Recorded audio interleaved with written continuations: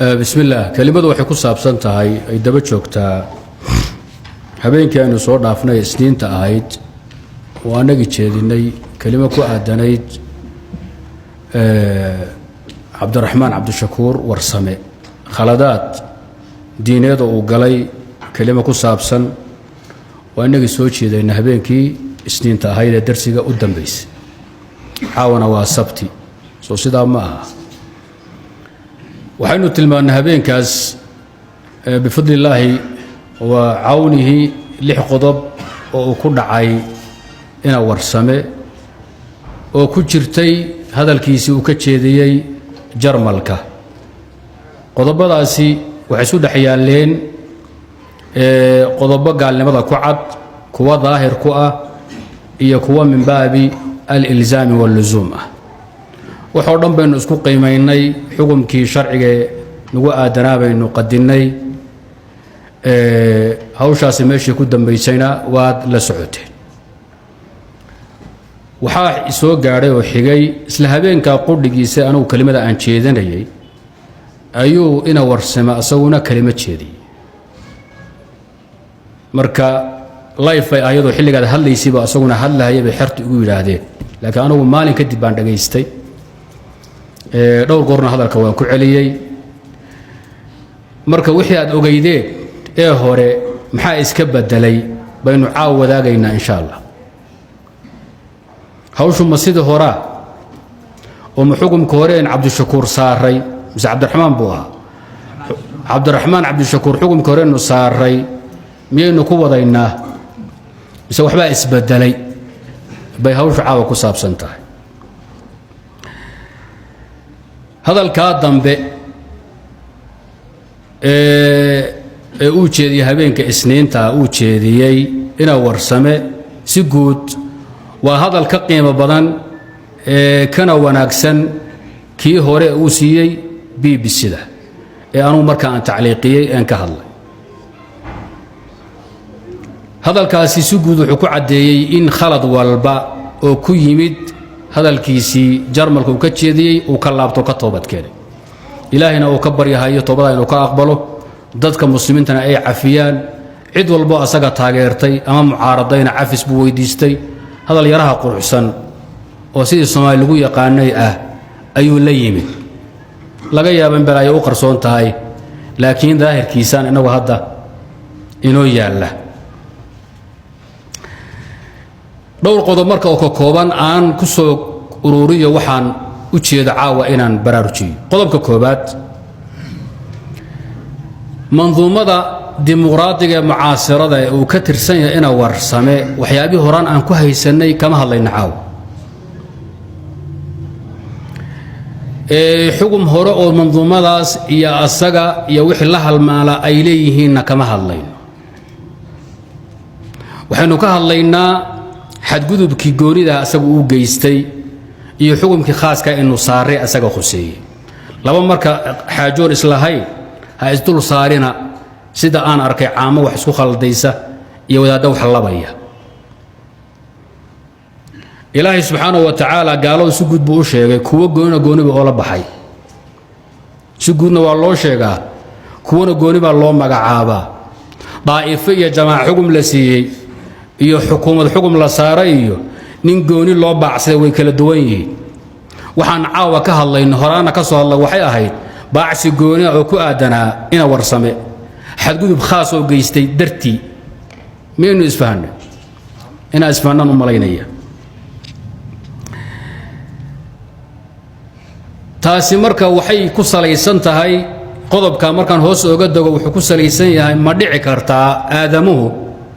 ayagoo dunuub badan ku dhacay inay qaybna ka toobad keenaan qaybna aysan ka toobad keenin si kale haddaan u dhigo toobadu ma qaybsami kartaa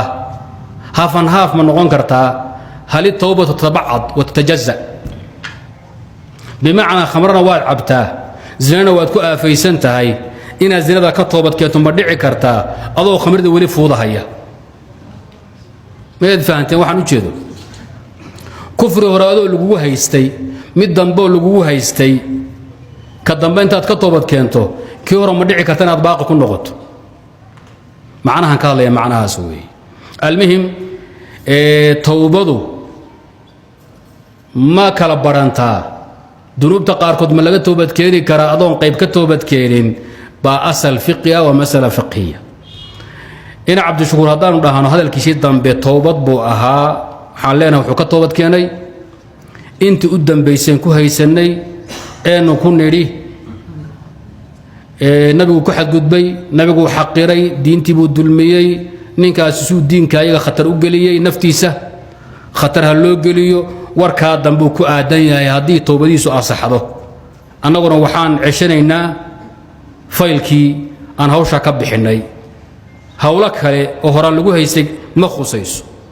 hawsha inaan cilciliyaan u maynaya waxaan u cilcilinayaa inaad fahantaan ayaan doonayaa jumhuuraha cilmi waxay qabaan inay dhici karto ay bannaan tahay in dunuubta qaarkeed laga toobad keeno adoo qayb kala baaqi ku ah oo dambi ku xiran uusan jirin mid walba iskii baad oga toobad keeni waana waajib kulli inaad ka toobad keento haddayse adigu aad khaldanto qaybna ka toobad keento qaybna shaydaan kugu sii aafeeyo qaybtaad ka toobad keentay waa laga aqbali waa laga yeeli inta kalena ku soo socaa lagu leeyahay وهذا رأي جمهور أهل العلم وأنا سيدا صوابك بل ابن تيمية وحو قارسية ومذهب أهل السنة والجماعة قولك خلاف سنة وقول الخوارج والمعتزل أي هل كاسوا الله مراسحنا معها أرضي ابن القيم باكسحا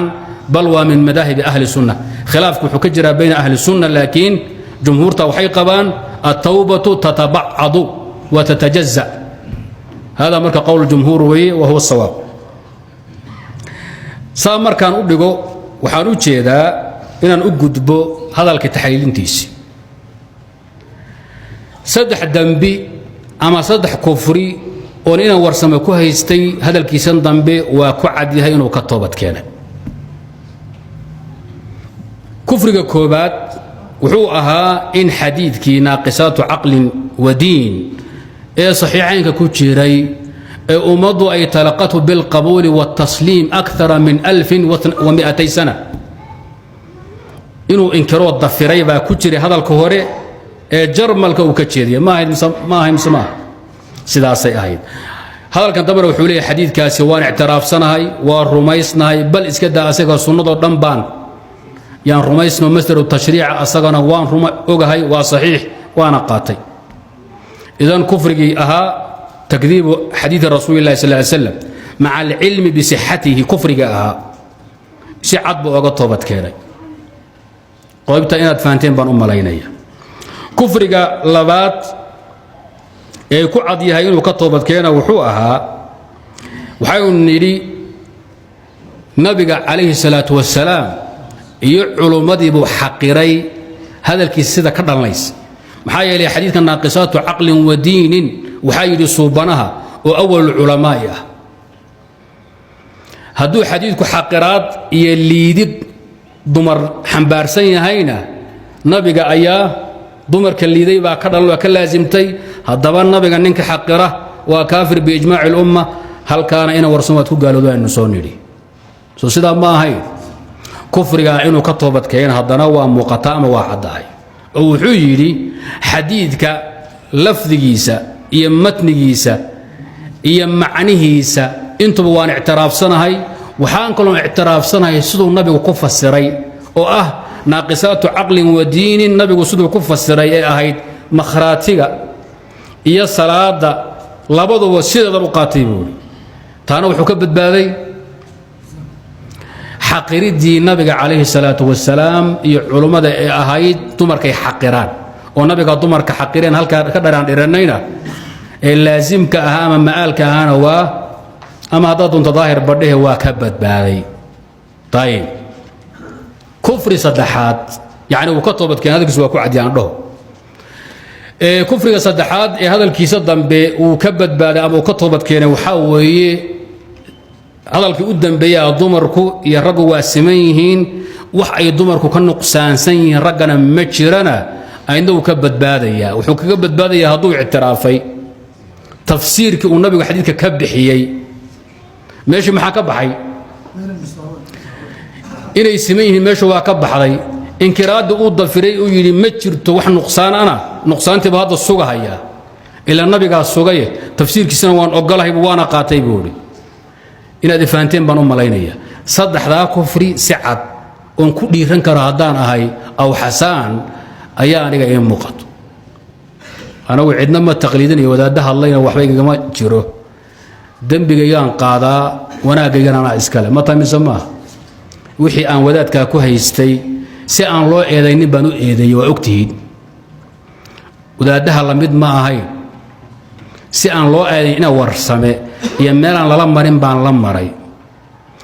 marka hadda aan ka hadlay qadiyadiisana waa inaan furfuro silsilooyinkii iyo jalfisti iyo minooyinkan daadiye waa inaan furfuro wey waad qoslaysaa baan u malaynaya khayr wey waa wixii furfurmi kara hadda wixii furfurmi kare ama la qarxin karo baynu furfuraynaa wixii furfur diida sidiisaan ooga tegaynaa maxaa inoo soo hadhay saddex kufri baa soo hadhay saddex kufri maxay ahaayeen tacdiimu kaafirin kow iyo nidaamka islaamiga ah ee siyaasiga ah in la baksiyo midka reer galbeedka kufrigaan la bombooniyo oon siyaaqa guud ka keennay labo kufriga saddexaad muxuu ahaa haa lan yuflixa qowmun wallow amrahum imra'a haweenayda haddii madaxweyne laga dhigo burbur iyo balaaya ka dhalato shareecadu tiri asaguna maya ka yidhi saddexdaa kufri baa hadhay saddexdaa kufri si cad oo ayaga ku aadan ila dembiga markaad gasho waxaa wanaagsan in la magacaabo dilkii hebel aan dilay waan ka toobad keenay lacagtii aan ka dhacay cabdullaahi ilaahay baan oga toobad keenay kitaabkii ow hebel aan ka xaday waa u soo celiyey waa ka toobad dembi walba iskii in loo cayimaa wanaagsan markaan ku dhiranayna wuu ka toobad keenay ereyga aan odhanayn haddiise aanu u raadina makhaarij fiqi ah ama sharci ah waxaan leenahay saddexdaa dembi si cad oo daahir ooga toobad keenay saddexda kufriga hore saddexdan dambana hadal wuxuu la yimid uu yidhi wax walboo khalad ah ama dembi ah oo kelimadayda ku jiray ilaahay baan oga toobadkan ooga noqday saddexda kufri ee dambe waxay guda galayaan towbada caamka ah saddexda kufri ee inoo hadhay lixdii ka soo hadhay ee ku jirtay hadalkiisii hore waxay guda galeen hadalkan dambe uu yidhi wax walboo khalad diineeda oo kelimadaydii hore ku yimid waan ka toobad keenay allahna oga noqday kullu bni aadam khata wa khayru lkhataa'iina tawaabuun halkaa uu la maro waa garanaysaan halkaa marka waxaa imanaya ma bannaan tahay atawba alcaama waa masale fiqi ah inaan iska dhanna wuu toobad keenay sida wadaadaha qaarkood masalada in la furfuray u baahan tahay yani baasha lama qabyaaladeeyo lamana siyaasadeeyo wadaadadoo fayl gara arkahayay baashu bahal abargidir iyo bahal daarood midna ma ah mid maxaanku idhahdaa direed iyo mid ree awna ma aha mid carbeed iyo mid soomaali waa mid diineed hawl diineed weeye waa aniga dareenkan qaba weeye wadaaduhu daacad iyo diin ka tahay waa laga yaabaa oo ilaahay ku ogay mukhlisiin yihiin laakiin aniga wadaadaha Soomaali baan tuunsanahay xasaan ahaan ee ogaada ama igu nacam igu diida wax badan baan ka soo arkay kuwii aan qaraabahina absame meeshan kala gaarno soo garan maysaa xageen isla tagnay niman diinta islaamka gato dhan bay dhaheen waa fiican yihiin ma ogaadeenima ida haysa aydi waxaad igu samaysan ogaadeen meeshu ila gaaray Soomaali way ogtahay baashu marka hadaan ka soo tago kaftanka iyo qabyaalada ka soo tago waxay u laabanaysaa ma bannaan tahay adoo dunuub badan oo ka nooca galay inaad si guud u toobad keento atawba alcaama la yiraahdaa atawba alcaama atawba alcaama way dhib badan tahay waa mas'ala khilaafiya شيخ الإسلام ابن تيمية رحمة الله تعالى عليه هذا الكيس في مجموع الفتاوى والفتاوى الكبرى iyo ardaygiisa ibn qayyim kutubtiisa sida ku jirta fataawa atawba alcaama way banaantahay waxaan lagu xambaarayaa ninkii si guud u toobad keena waxa la leeyahay dambi walba uu ka toobad keenay allahumma inuu yimaado wax khasisan mooyee haddaan aragnayna warsamo yidhi dambi walba iyo khalad walba ku galay hadalkii hore waa ka toobad keenay ilaahin ha cafiyo ummadun ha cafido waxaan leeyahay waa ka yeelay laakiin hadallada dambe iyo qaab socodka dambe haduu ka muuqdo hadalkii hore ee caamka in wax ku laaban yahay انت كل لابنيد كمادا توبت كينين لأنه waxaa dhici karta khaladaad waxa anagu khalad u aragno iyo kufri diineed u aragno inuu asagu arkin kufri iyo khalad hadaba marka kama toobad keenin bay noqonaysaa ruux muxuu ka toobad keenaa wuxuu arko inuu yahay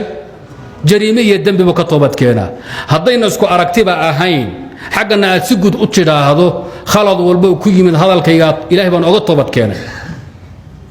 anagu waxaan ku fasirinayaa khalad walba anigu khalad aan arko adna maxaad ku fasirinaysaa waxa khalad u aragto aragteeni baa isweydaaran marka saan ku dhahan ma aqaan saan marka waxa u roo inaan dhaano bal toobal caama aan aqbalo oon dhahno dambi walba oo xataa saddexdii u dambeysay kufriyaadka ahayd kelimii u dambeysay ayaa baabi'isay oo toobadan dambe caamada ah yaa waxay baabi'inaysaa saddexdii inoo dhimanaydeed ku jirtay kelimadii hore waa haddaan dhahno التوبة العامة ومقبولة وأنا سيدا الراجحة سيدا كم موقنيسة هذا الله علماء كم موقنيسة إلى أمن كنا وحان رهنا وخسيسين هاي وحبا الله بنا عاد مهلين لكن درين بانك قبا إريقوا علعيني أولي هاي حقوق ضمرك وتقنانا عند أغبق مايو ولقيب ووضها يا واسي وضها يا ما فهمين وحكم مقن وبادو قوبيو ما فهمين نبي عليه الصلاة والسلام وحول الدنيا وحال جعليسيي الطيب والنساء وجعلت قرة عيني في الصلاة وحال النبي يقول لا تكره البنات فإنهن المؤنسات الغاليات ضمرك يا قبلها يان لكون محايا لي ووهل قالئة نبي يقول أنتم ضمر حرمية أما قيمية أما شرع قدريسي ما جرتوا أصدق قرية شرع الله ما شرع هذا إني سنجرين حق قدرين تأيو حقوق الضمرك waxa marka uu baadi goobi inuu warsamo uu la waalanaya ka maqan uu la miirbeelay ma fahmin idan saadartay dareen baan qabaa toobadiisa caamka ahayd in wax u laaban yahay dareen baan qabaa hasa haatee in badan baad eedaysayna dareenkaasi ku shaqo gali maayo waxaan leeyahay ilaa amar dambe toobadii si guud baan u aqbalay oo toobal caam aan leenahay saddexdii kufri hore iyo kuwan dambaba waxaan ka soo qaadaynaa inuu ka toobad keenay taa waxay khusaysaa khaladaadkiisii lixda ahaa hawlihii aan ku haysay dimuqraadiyiin ma khusayso waxaa kuu soo haray ishkaal fiqi oo kala dhiman oo ah towbatul kaafir maxaa lagu aqbalaa shardu towba iyo rugnigeeda asaasiga muxuu ahaa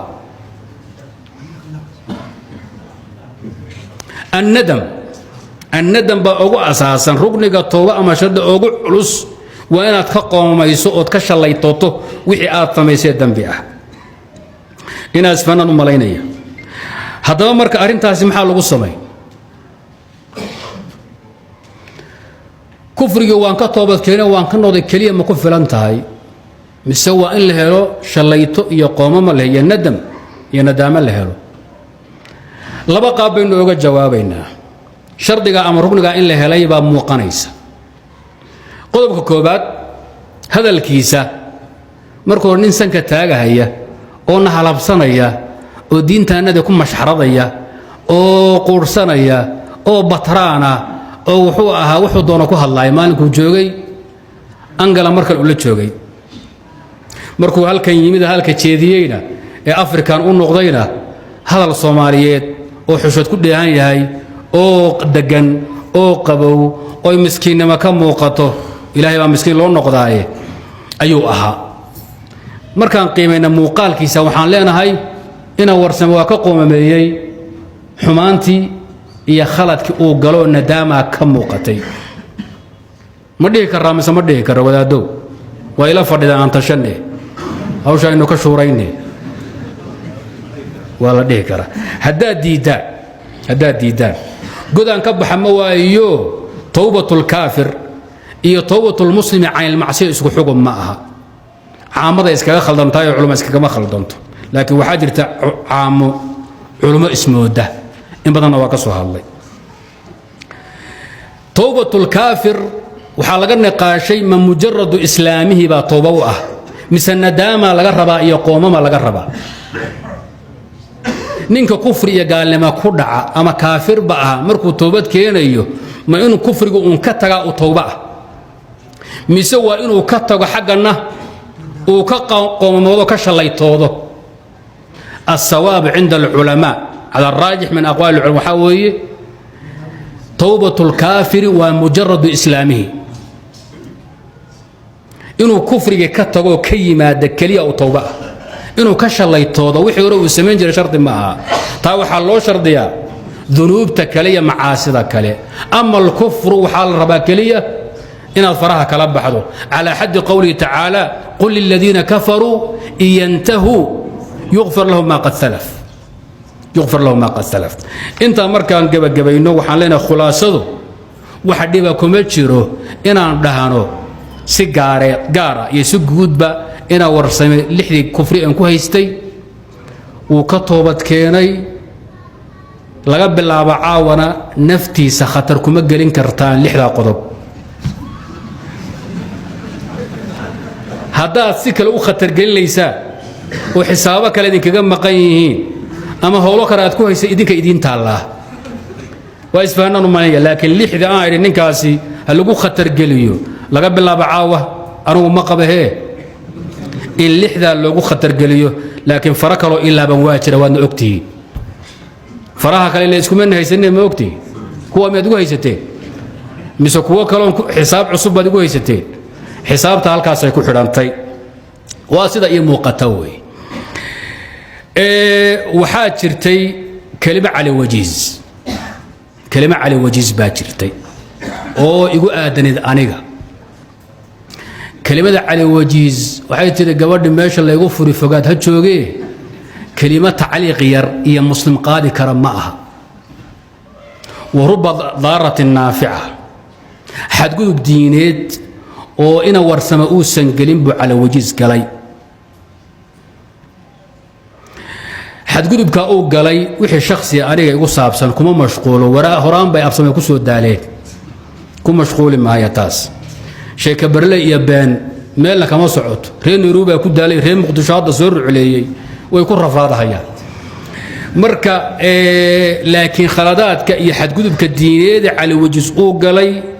ee diintu majaraha baabiyay fadhi gooni aan ka qaban doono hadduu alla yiraahdo waxaan cadayn doonaa nabi maxamed inuu nabi inuusan rumaysnayn wallahu a'lam